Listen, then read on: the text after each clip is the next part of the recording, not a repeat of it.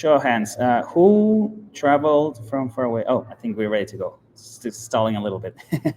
Awesome. So thanks everyone for being here. Hope you're ready to build on Polygon.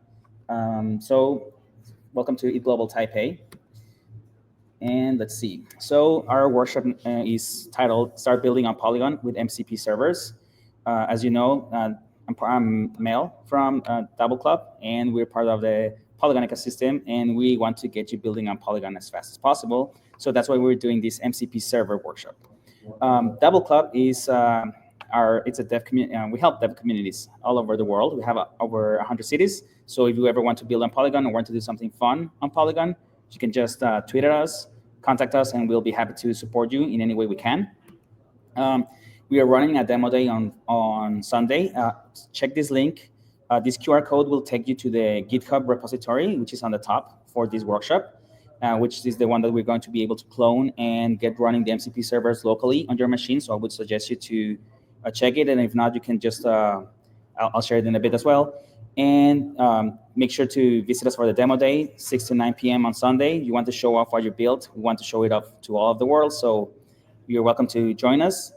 And okay, let's get to the meat of it. So everyone is on AI right now. Who here has used ChatGPT or any kind of assistant? Probably all of you, right? Who here has already built agents? Any agents builder here? Nice, a couple of people, awesome. And MCP servers, which is like the hot new thing. Who has dabbled a little bit with MCP servers or got it started, at least on their machine? A couple of people there, okay, cool. So, it's been an evolution. Everything started for a lot of people with GPTs back in 2022 when ChatGPT started. And it's been progressing more and more on how we start using these tools. And MCP servers is a new paradigm of sorts that will help you to get building faster, enable you to integrate more of the tools that you have available, not only for the LLMs, but other tools that you use on your daily workflows. Notion, GitHub, Google Drive, everything that you use. So MCP servers is mostly like an extension to your LLM tools, so you can provide additional context and functionality. So it's not only about getting responses or getting trained answers, but rather extending the training that the LLMs have and give them access to not only this extension of knowledge, but also agentic behavior that can help you build and deploy stuff without you having to go through all of the usual processes. So how can we check them out? So Model Context Protocol, that's what MCP stands for. And what you can think of it is as an extension, a USB kind of interoperability layer that will allow your LLMs to have access to a lot of other functionality that it usually doesn't have. So you're probably using Cursor, Windsurf, or VS Code with some extensions such as Client. Well, Client is more MCP, but just GitHub Copilot and all of these tools that already help you build on top of your IDE. So you can build front-end components, you can build back-end, APIs and Prisma ORMs and get all of these back-end stuff, and also even smart contracts. So this is already something that you probably are using and enabling, but how can we take it to the next level and allow the LLMs that live inside or not live inside, but have access to your working environment and enable it even more access so you can start doing on-chain actions, deploy contracts on-chain, get information from the Polygon proof of stake chain, enable web search. Sometimes some LLMs like Claude don't have web search enabled, or even start allowing the LLMs to work on your GitHub and on top of your components that you create, have it upload the code and do testing, create issues, and even get information from Notion that can be managed by a content management system. Maybe your marketing department wants to get some stuff built on top of a new website, but the flow is usually like kind of slow. Well, what if you could connect the Notion page that the managers or any other copywriter can work on and automatically get it deployed into the website that you're currently running on production? So this is what Model Context Protocol enables us to do. What we're going to do right now is we're going to clone the Model Context Protocol server that we created for Polygon, that it has several tools that will allow you to communicate and deploy contracts without you having to touch a code. Just executing a couple of commands. So what we're going to do is learn, build, grow. That's what we're going to do right now. So let's take a look here. And this is the GitHub repository that we need to clone. So I'm going to show a QR code specific for this page in case that you want to scan this as well.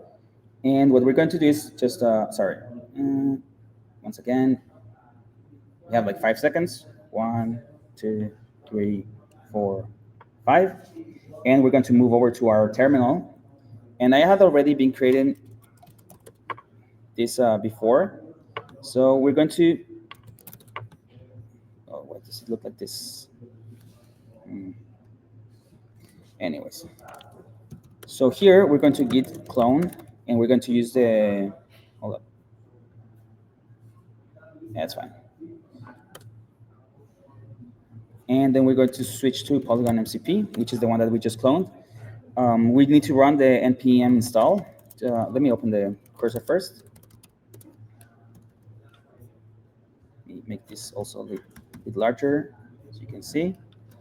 So once you clone it, you will have already several tools enabled by default. And this is something that you can also try to build on top of during the hackathon. If you, whatever you create like a DeFi application, a swapping contract, an escrow contract, you can also build it on top of the MCP server. That would be super cool, but it's not required. What we really want you to start exploring is how to get used to these MCP tools. So whenever you download an MCP server, which is exactly what this is, Polygon MCP, we have the servers, which is the ones that are going to be running locally on your machine, and you're going to have clients that consume these servers. So the client in this case is going to be Cursor. Cursor is a client that's going to load the code that you build, which is this server. And once you build this code and enable it on top of Cursor, you will have access to any tool that is created on top of the server. So there are different servers. You have GitHub server, you have Notion. There's like 200, 300. There's official, there's community servers. In our case, this is a community server for Polygon. And what we're going to do first, we're going to check the README. We have some basic instructions here. We already did this cloning and switching. We're going to install the dependencies. And the dependencies already include the main things that we're going to be using. It's going to install things such as Beam. It's going to install packages such as GraphQL, Prettier, basic stuff. And let's explore what we have on the index. So when we start building MCP servers, we usually need to create the entry point where we're going to fully instruct the script that's going to be running when your server is built. So this index.ts file is usually the entry point for anything that you're going to run, and here's where the script is run. So if you've used Node.js before, this is just scripts that gets run on main. And here we need to enable a couple of .env files. So for example, for this one, we need specifically a seed phrase because we will be using a private key to deploy the contracts. So this key, or this wallet rather, needs to be funded with Paul previously because we're going to be executing some of the contracts, some of the deployments, sorry. And we can also start getting other information from the chain.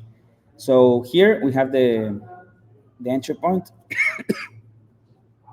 Here on the contracts folder, we have some base contracts for RWAs that we already have deployed, and we are going to deploy them right now also on the POS and on the proof of stake, sorry, and proof of stake chain.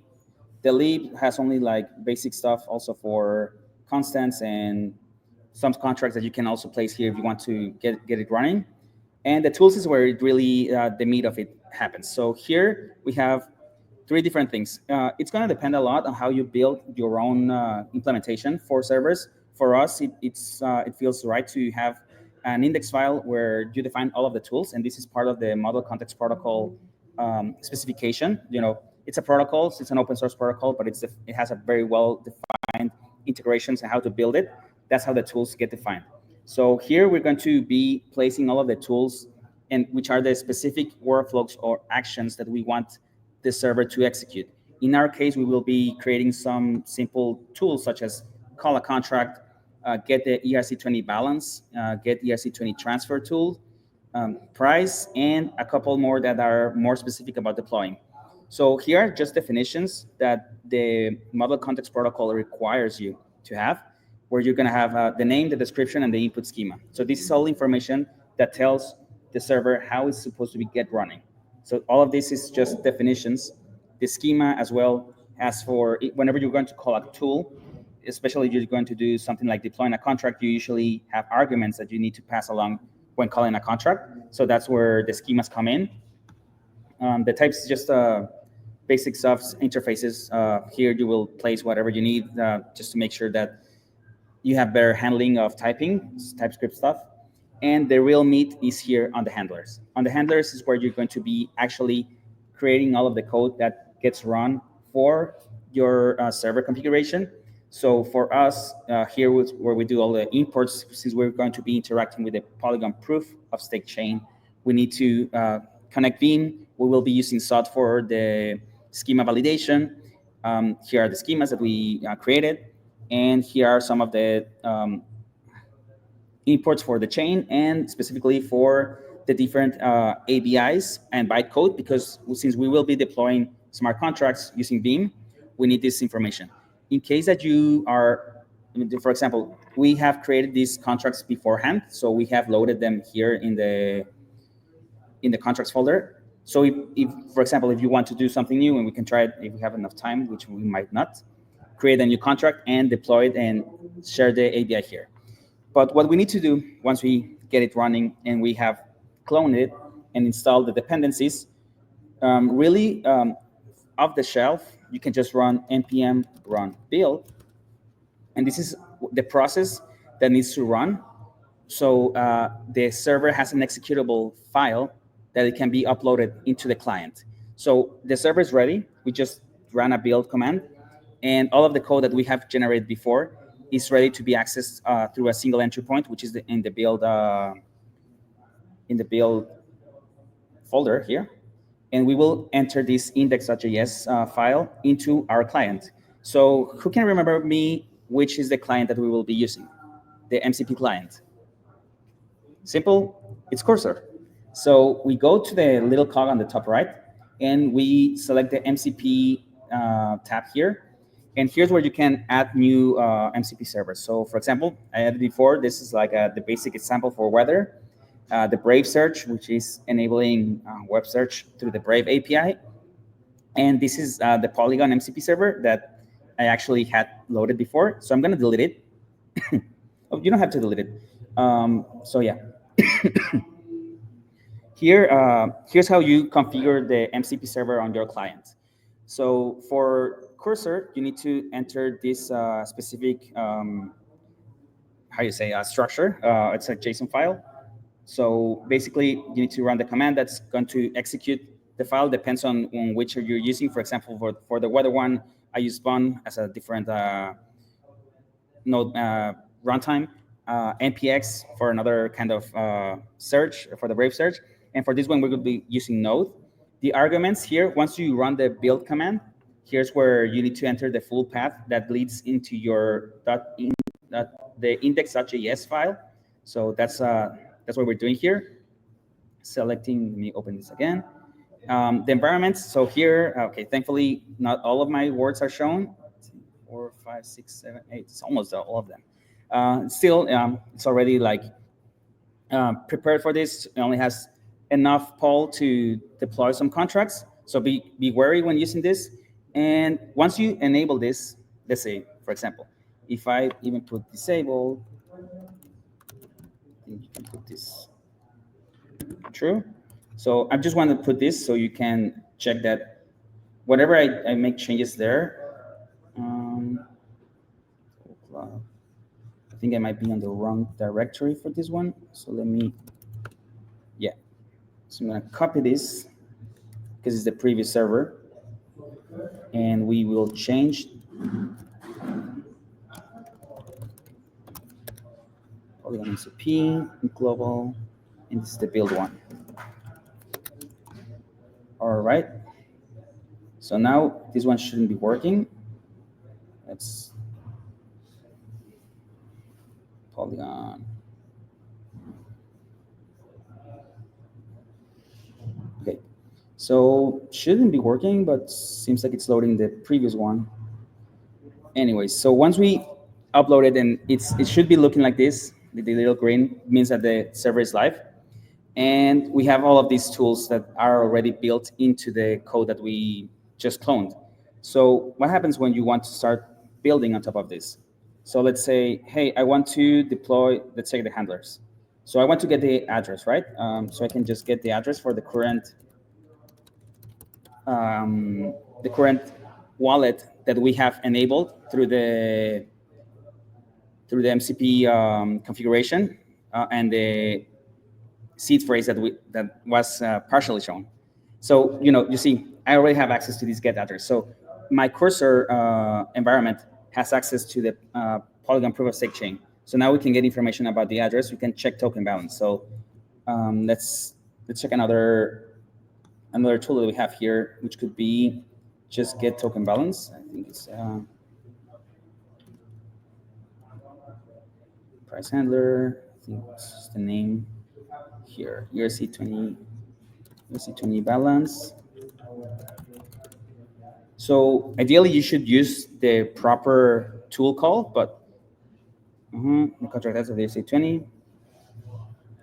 So let's say balance. So now I'm enabling all of this information into my cursor. And I know this is very basic, but it's already showing that you have enabled access to the LLM to start querying and getting data from the on-chain information. So now what we're going to do is we're going to access the deploy property NFT, which is an ERC721 NFT contract that has been created here. So you can just check it on the contracts folder. Here's a basic ERC721, and we can just run this this tool, and it's going to directly access our wallet, and it's going to deploy a contract that's been defined before, and it's going to give us the transaction hash and the transaction details. So here's a very simple way that we have shown how to get started building on Polygon, deploying an ERC721 contract without you having to even touch the code. Like, this is the power that enables, and we want to build more and more of these templating contracts that you can just access and start building on top of them. ERC721, this one's related to RWA. So the next contract that we're going to deploy is the fractional reserve token. So once you create once you create the ERC721, this is going to represent, let's say, property, a real world asset. And now we are going to create tokens that are going to represent a fraction of each of these, let's say, this apartment in New York. So we have deployed this, and we need a part of the information that we're going to need. It's going to say deploy property token, and we need the previous address. We're going to need a couple more parameters. It's part of the ERC20 deployment. So we're going to need the name. It's going to call it RWA token. We're going to put the symbol, which is RWAT. And I think we need the property ID. It's one. And it's all coming from the proper handler here. So let's see.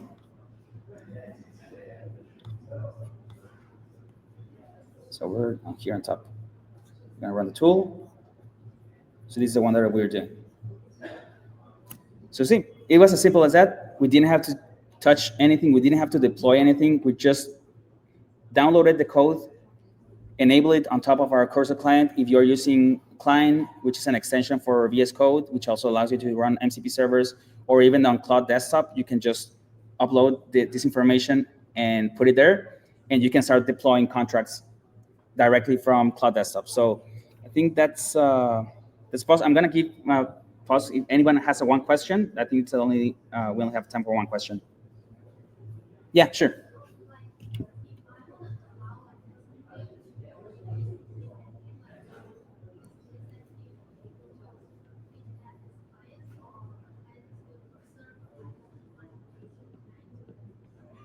Okay, so if you want to run an SDK, you will need to build the SDK configuration into the handlers, like create a handler for that. Let's say you want to create an SDK for Polygon transfers. So you need to create this function yourself.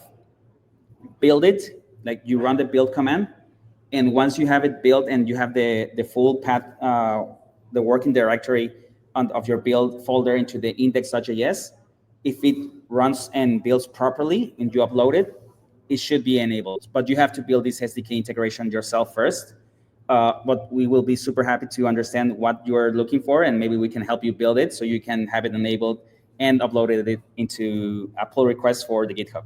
But yeah, no problem. One more, yes.